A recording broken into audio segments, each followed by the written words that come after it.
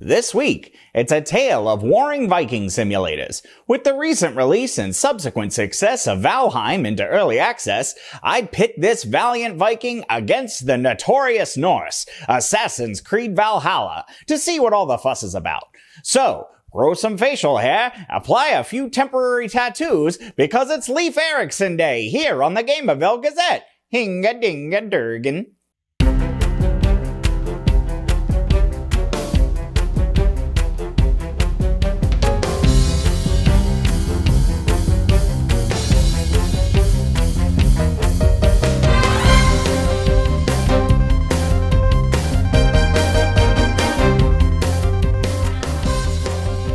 Hello residents of Gamerville and welcome back to your trusted news source, the Gamerville Gazette. As always, I am your host, Theodore Smith, aka Teddy, here to give you the inside scoop on today's top headlines. For the unfamiliar among you, Valheim is the latest indie darling to hit the scene and cause a stir around the internet. Developed by Iron Gate Studios, this survival crafting game is set within Norse mythology and pits players against trolls, serpents, and other terrifying creatures across an unforgiving wilderness. It sounds like an epic adventure, right? Until you look up to see the dozens of competitors within the indie survival crafting space. I mean, at this point there ought to be a survival crafting game following the life of a game developer who makes survival crafting games. We could call it Redundancy++. To the two of you who got that joke, I feel like you owe me a like on this video. As far as I can tell, there's really nothing that separates Valheim from the rest of the pack.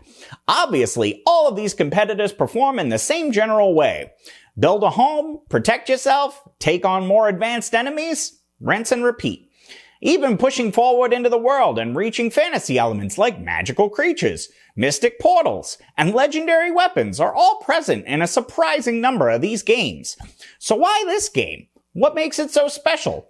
I mean, for those of you who have been smitten by Valheim, I want to remind you of a little game I like to call Assassin's Creed Valhalla.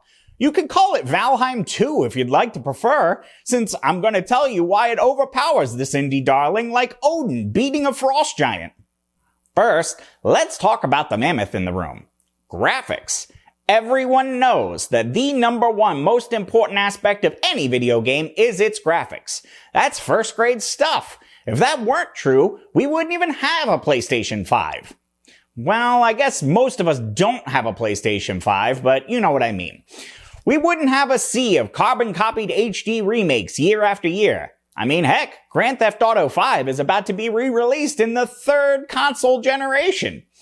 And remember last year when Craig single-handedly kneecapped the entire launch of the Xbox next-gen consoles?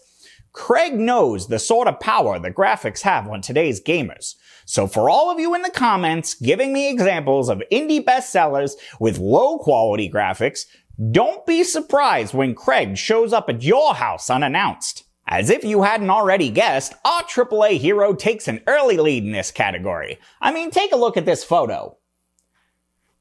The lush wilderness, the protagonist Eivor wielding his mighty hammer. All of the majesty. Just think of all the hours you'll spend dialing in settings on your PC so that you don't absolutely cripple your frame rate.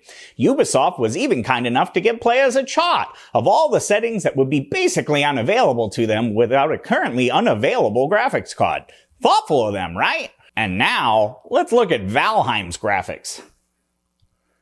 Even if you ignore the fact that the textures look like they were ripped right off of a Dreamcast title, and the outfits look like your mom's best attempt at a Halloween costume, the graphics still look as if they would be right at home on hardware from 2 generations ago. Who knows, maybe this'll be the game that could have saved the Wii U. Okay. Let's say you're willing to accept the lie that graphics don't matter. What about gameplay? The way I see it, these kind of games boil down to 3 main categories: survival, combat, and crafting. Is that fair? So, survival. A typical survival crafting game leans into the realism of surviving in the wilderness. From protecting yourself from enemies, else you lose all your gear and possibly even spawn in a completely new area of the map, to hunger and thirst meters that blur the line between video game and reality. Valheim actually strays quite far from these tropes, instead opting for more casual play. In an article from PC Gamer, Fraser Brown explains how enemies are few and far between, unless of course you go looking for trouble, and that the hunger meter has been revamped to only boost your survivability rather than ever become a hindrance. In fact, the thirst meter has been removed completely. Sorry, Sprite fans, but you won't be obeying your thirst any longer. All of these changes sound like great ways to make Valheim more enjoyable than its competitors. At least until you realize that Valhalla has none of those mechanics that get in the way. Are you tired of your character getting hungry and thirsty? That can literally never happen in Assassin's Creed Valhalla. Don't want to constantly replace your tools when they break? How about not carrying tools at all because this is a video game and not work? Tired of dying because you ventured out beyond what your character is capable of? How about literal gates between you and content that you're not prepared for? It's almost like Ubisoft made an actual video game instead of a job simulator. When it comes to combat, I'm just gonna let these two clips speak for themselves.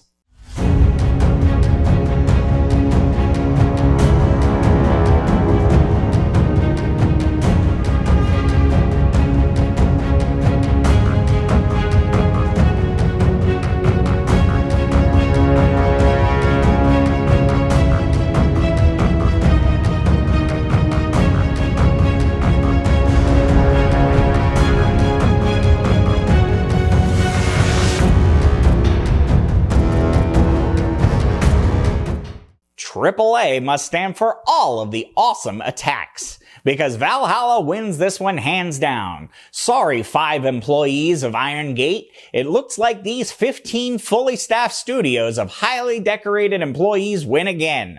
Now, admittedly, there is a fairly large gap when it comes to the crafting mechanics of these two powerhouses, where Valheim has a very robust crafting system, with multiple tiers of complexity that likely results in a base filled to the brim with your Viking pride. Valhalla basically has none of that. That being said, you can create a settlement of your very own, but in Valhalla, it's less of a crafting thing and more like a Viking-themed SimCity. I'll give the point to Valheim for this one, mostly because I don't like SimCity anyway. For those of you keeping score at home, that's either 2-0 or 3-1 in Valhalla's favor. Depending on math. Math is hard. And I hate to break the news to you, but this wouldn't be a Gamerville Gazette video if we didn't mention my favorite AAA tactic: post-launch DLC and microtransactions. Because why stay content with some of the money when you can have more of the money? Or maybe even all of the money? Admittedly, I do give some kudos to the team over at Iron Gate for charging money on an unfinished game. I mean, that's chapter 1 of the AAA Hero Handbook, so there's hope for you yet. But Valhalla adding in paid level boosting on a single-player title post-launch to avoid the review backlash? Or putting in half of the game's armor behind a microtransaction paywall? And 3 paid DLC offerings to pad out an entire year of content? Ubisoft never fails to surprise me in the innumerable ways they've found to monetize a franchise. Take notes, Iron Gate. Maybe one day you can get bought by such a AAA hero and then have them steal all of your talent and good ideas. Ubisoft is legion. They are many. For those of you who are enjoying Valheim, more power to you. Don't let peer pressure tell you which of these Viking fantasies is the best, regardless of how cut and dry that obviously is. However, if you are susceptible to peer pressure, might I suggest that you try hitting our subscribe button? I'm just saying, all the cool kids are doing it, and if you don't, I'm not sure that we can be friends anymore. Don't blame me, that's the rules. For more of the greatest takes on the latest news, subscribe to this channel and keep an eye out for the next issue of the Gamerville Gazette. Thanks for watching. Like what you see? Click one of these links for more content. Also, check out the link to our Discord channel below to hang out with more residents of Gamerville. Catch the next issue soon.